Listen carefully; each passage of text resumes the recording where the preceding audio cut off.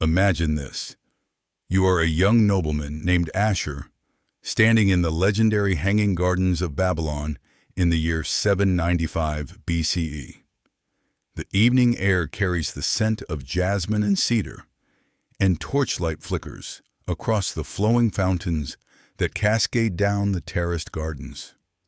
Your heart pounds as servants draped in purple silk guide you through corridors lined with glazed blue tiles toward the queen's private chambers. You have been chosen.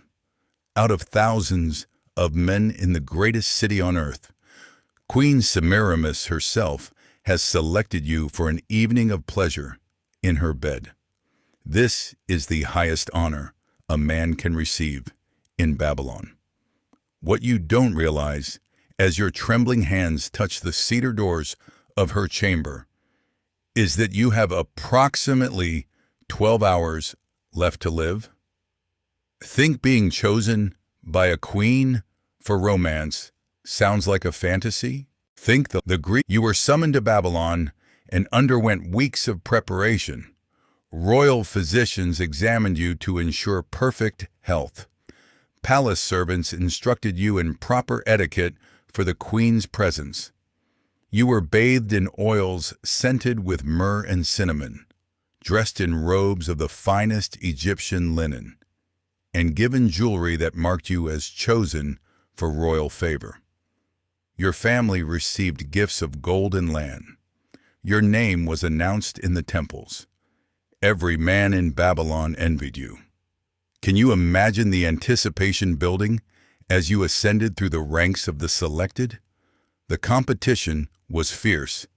Semiramis personally reviewed dozens of candidates each month, choosing only a select few for her chambers. Being rejected meant returning home with honor, but without the ultimate prize. Being accepted meant entering the queen's most private spaces, experiencing pleasures reserved for gods and monarchs. The night you were finally chosen, priests performed ceremonies blessing your union with the divine feminine power embodied by Semiramis herself. Musicians played as you walked through the palace gardens. The entire city seemed to celebrate your good fortune. You felt like the luckiest man alive. The queen's private chambers occupy the highest level of the palace, where massive windows overlook the Euphrates River winding through the heart of Babylon. The room is larger than most houses, with walls covered in intricate mosaics depicting lions and dragons in gold and lapis lazuli. Silk cushions in crimson and royal purple cover the expansive bed. Servants have prepared wine from grapes grown in the mountains of Media, mixed with honey and exotic spices.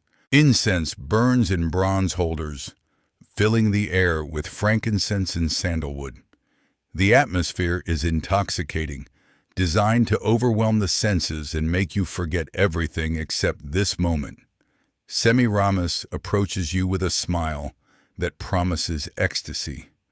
Her voice is like honey poured over warm stones, and when she touches your face with fingers adorned in rings of carnelian and gold, you feel your knees weaken. She speaks to you in low tones, asking about your family, your achievements, your dreams. She makes you feel seen, valued, desired in a way you have never experienced. The queen of the greatest empire on earth is giving you her complete attention. Hours pass in a blur of pleasure and intimacy that exceeds every fantasy you ever harbored. You believe you are experiencing something unique, a connection that transcends the normal bounds between ruler and subject. You even dare to imagine that perhaps she will keep you, make you a permanent consort, elevate you to unimaginable power and status. As dawn approaches and the first light begins to filter through the eastern windows, you lie beside Semiramis, feeling a contentment so complete it borders on religious transcendence. You have touched divinity. Your name will be remembered forever as one chosen by the great queen. Your descendants will speak of this night with pride. You begin to imagine your future, the privileges that will surely follow, the position at court you will occupy. The queen rises from the bed and wraps herself in a robe of Tyrian purple. She walks to a small table and pours herself wine. She drinks slowly, studying you with an expression you cannot quite read. Then she claps her hands twice. The door opens, but the people who enter are not servants bringing breakfast or musicians to serenade the morning. They are palace guards, 4 of them, with expressions of grim duty rather than celebration. Behind them stand 2 men in dark robes carrying implements you do not immediately recognize. Your confusion turns to cold dread as the queen speaks a single phrase in a tone utterly different from the warmth she used throughout the night. The guards move toward you with practiced efficiency. Here is what the ancient sources do not tell you in gentle terms. Here is what Valerius Maximus, the Roman historian writing in the 1st century CE, documented from older Greek accounts that his contemporaries found too disturbing to discuss openly. Here is the truth that was considered so shocking that later historians tried to dismiss it as myth or exaggeration, until archaeological evidence from Babylon's ruins confirmed the systematic nature of what occurred. When dawn broke after a night in the queen's bed, every single man who had received that honor faced the same fate without exception. What you are about to learn will fundamentally alter your understanding of power, of desire, of the casual cruelty that ancient royalty could inflict with the full support of law and custom. The guard sees you before you can fully process what is happening. Your mind struggles to reconcile the passionate lover of hours ago with the cold figure now observing your capture with detached interest. You try to speak, to ask what offense you have committed, but one of the guards strikes you across the face with enough force to split your lip. You taste blood. The queen watches without emotion as they bind your wrists with leather cords. She has seen this scene dozens of times before. She will see it dozens of times again. Your confusion and betrayal and dawning horror are not unique. They are standard. They are expected. They are, in fact, part of the design. The dark-robed men step forward with their implements, and now you see what they carry. The blades. Thin, curved, wickedly sharp. The kind used for ritual purposes. The kind used for permanent alteration of the human body. You begin to understand, and the understanding is so horrifying that your mind rejects it even as your body tries desperately to pull away from the guard's grip. Semiramis does not explain. She does not justify. She simply nods once, and the procedure begins. What happens next occurs in a chamber deep beneath the palace, in rooms that archaeological excavations in modern times have confirmed existed precisely where the ancient texts described them. Stone tables with channels carved to drain away blood. Metal tools designed for specific brutal purposes. The men who perform the operation are skilled, trained over years to execute their task with efficiency. This is not punishment. This is not spontaneous cruelty. This is protocol. This is policy. This is what happens to every man who shares the queen's bed, and it has been happening for decades. The historical record, particularly the accounts preserved by Ctesias of Cnidus, who served as a physician at the Persian court and had access to Babylonian archives, describes the specific nature of the alteration. You are mutilated in ways designed to ensure you can never speak of your night with the queen without revealing your shame. Your body is marked permanently as having been consumed and discarded by royal power. The procedure is conducted without mercy or anesthetic. Your screams echo through the underground chambers, joining the screams of hundreds who came before you. When it is finished, you are no longer the man who entered the Queen's chambers. You are something else, something broken, something meant to serve as a living reminder of what it means to touch divinity and survive. But here is where it gets even more twisted. The operation is not designed to kill you. That would be too quick, too merciful. You are kept alive deliberately. Royal physicians tend to your wounds with surprising care, ensuring infection does not take hold, that you survive to fulfill your true purpose. You are given fine robes again, though you can barely stand. You are presented with gifts of gold and silver, though your hands shake too much to hold them properly.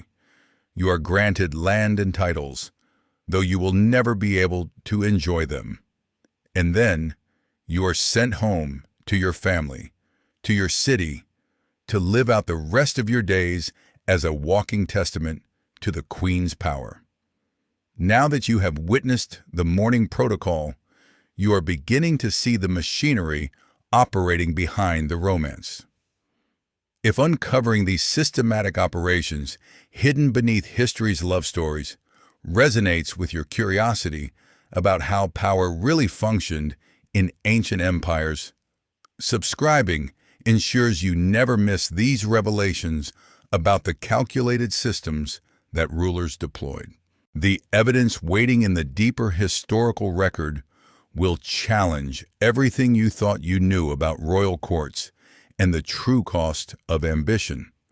Because what comes next reveals the full industrial scale of Semiramis's practice and why an entire civilization not only tolerated but celebrated this horror. Think about returning to your home city of Nineveh. Everyone knows you were chosen by the Queen. Everyone expects you to return triumphant, elevated, transformed by royal favor. And you are transformed, but not in the way they imagined. You step from the royal barge bearing gifts and honors, and the crowd gathered to celebrate falls silent as they see your altered gait, the pallor of your skin, the haunted emptiness in your eyes. You cannot explain what happened. The words stick in your throat. Even if you could speak them, who would believe that the glorious Queen Semiramis, builder of wonders, conqueror of nations, architect of Babylon's golden age, systematically mutilates every man she beds? But here is the truly disturbing part. They already know. Everyone knows. Your family knows. The priests know. The merchants and soldiers and farmers of Nineveh know. This is not a secret. This is not a rumor whispered in dark corners. This is established practice, documented in palace records, discussed openly in markets and temples. The system has been operating for most of Semiramis's 42-year reign. Hundreds of men have gone through exactly what you experienced. Their altered bodies walk the streets of every major city in the empire. They are visible evidence of what happens when you attract the Queen's desire. And yet men still compete desperately for the chance to be chosen. Can you fathom that? Can you wrap your mind around the psychological dynamics that would make someone volunteer for certain mutilation just for one night with a beautiful queen? But the competition does not stop. The Royal Scouts continue their work across the empire. Families continue to push their sons forward, hoping they will be noticed. Because along with the mutilation comes wealth. Along with the horror comes prestige. Your family receives land grants that will support them for generations. Your name is recorded in palace archives alongside heroes and nobles.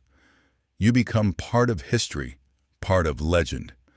The price is your body and your sanity, but the rewards extend far beyond your personal suffering.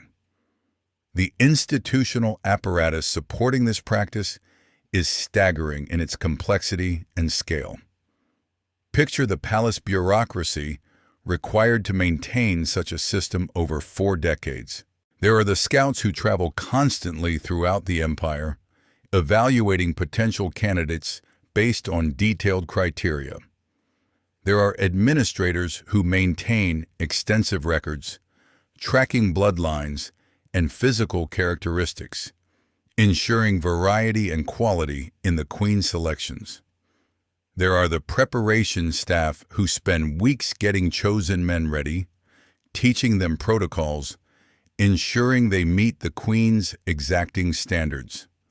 There are the physicians who supervise the morning procedures and provide aftercare, their medical knowledge devoted to ensuring survival rates remain high. There are the guards who handle the physical restraint and transportation. There are the gift administrators who calculate appropriate compensation based on the candidate's family status and the queen's satisfaction level. Historical records indicate that Semiramis maintained a staff of over 200 people dedicated solely to managing this system. That is not counting the guards, physicians, and other specialists who had additional duties but spent significant time supporting the operation. The cost in terms of palace resources was enormous. Special chambers had to be maintained. Tools and medical supplies had to be constantly replenished. The gifts distributed to families represented a substantial drain on the royal treasury. But Semiramis never reduced or modified the practice. If anything, it expanded over the decades of her reign, becoming more elaborate and more carefully documented. Archaeological excavations in the early 20th century uncovered extensive remains beneath what had been the royal palace area of ancient Babylon. Among the findings were underground chambers with stone tables featuring drainage channels, exactly as described in ancient texts. Metal implements were discovered that matched descriptions of tools used in ritual procedures. Most chillingly, inscribed tablets were found that appeared to be administrative records listing names, dates, and coded notations that scholars believed tracked the selection and processing of candidates. The physical evidence confirms what the literary sources reported. This was not myth. This was not exaggeration. This was systematic, institutional, and real. But the most twisted element of this entire system is how it functioned as a form of social control that extended far beyond the individuals directly affected. Think about the psychological impact on the entire male population of the empire. Every man knew that attracting royal attention could mean either elevation or destruction, and there was no way to control which. Beauty became dangerous. Excellence became risky. Standing out in any positive way meant potentially catching the eye of the scouts, and once that process began, there was no honorable way to refuse.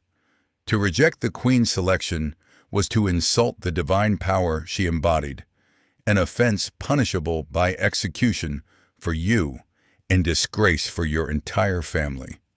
So men walked a knife's edge between wanting to excel and fearing the consequences of success. Consider the impact on women throughout the empire. Every wife knew that her husband could be taken at any moment. Every mother knew that her son's excellence might doom him. The queen's practice created a constant undercurrent of anxiety that rippled through every level of society. And yet, open criticism was impossible. Semiramis was not merely a political ruler, but a semi-divine figure, the earthly embodiment of the goddess Ishtar. To question her practices was to question the gods themselves. Religious authorities supported the system, framing it in terms of sacrifice and divine right. Poets wrote verses celebrating the honor of royal selection. Artists created images glorifying the chosen ones.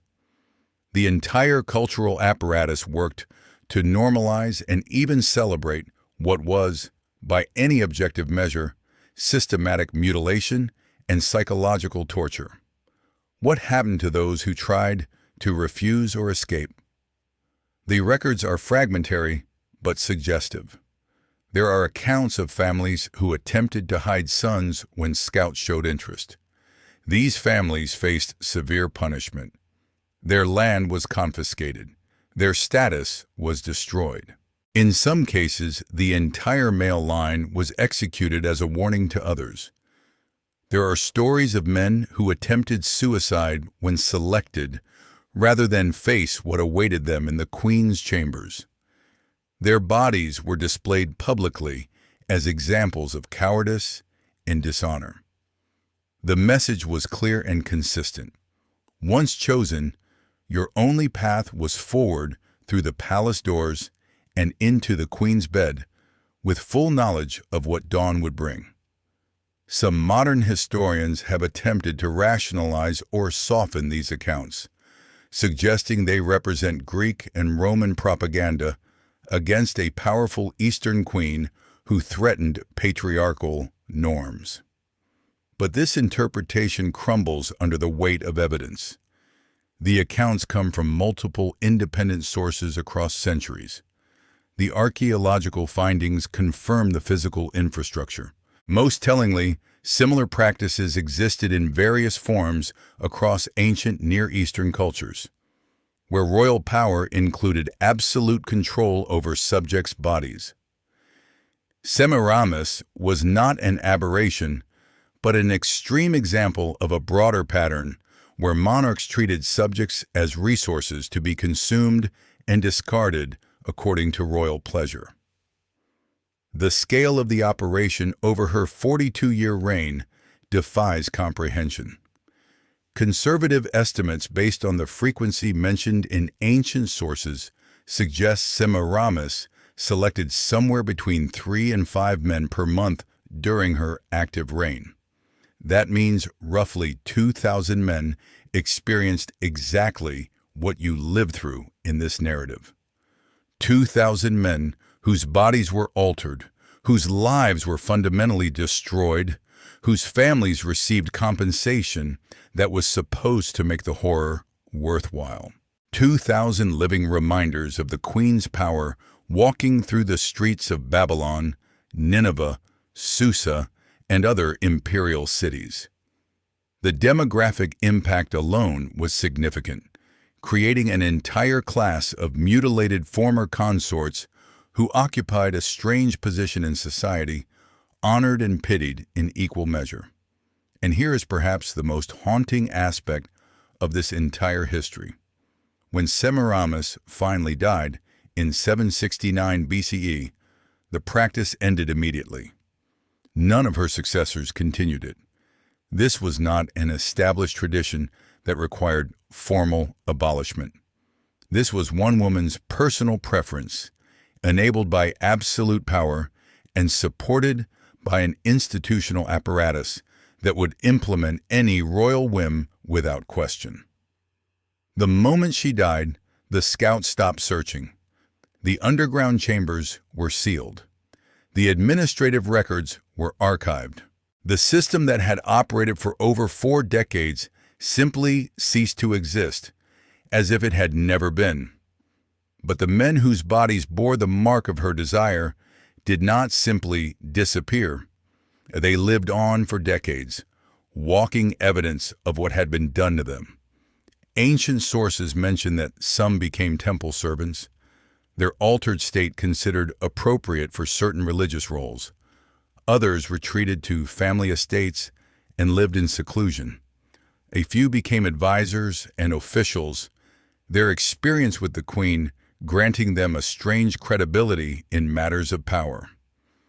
They were living ghosts, reminders of a practice that everyone wanted to forget, but that had shaped an entire generation.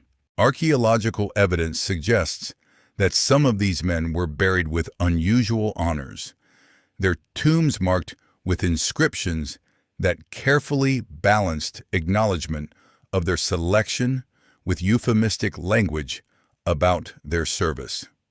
One such tomb, discovered near ancient Nineveh, contained remains that showed evidence of the described alterations, along with grave goods of exceptional quality, including gold jewelry and imported pottery. The inscription praised the occupant as having been blessed by royal favor and granted eternal honor through service. The careful wording could not hide the reality of what service had meant. You came into this story thinking about a legendary queen and her lovers, perhaps imagining a simpler narrative of romance and passion in an ancient setting. Now you leave understanding that behind the legends of Semiramis's beauty and power lay a systematic practice of control through mutilation, supported by institutional machinery and normalized by an entire culture. This transformation of perspective on how ancient power actually functioned is exactly why these hidden historical realities matter. If this journey into the documented evidence of systematic practices that civilizations preferred to forget has awakened your appetite for understanding how power really operated throughout history, subscribing means you will continue accessing these revelations that challenge sanitized versions. While others accept the cleaned-up legends, you will know the evidence buried in archaeological sites and historical texts, the testimony of how rulers treated subjects when absolute authority met human desire. The story of Semiramis and her lovers stands as a reminder that horror does not always hide in shadows.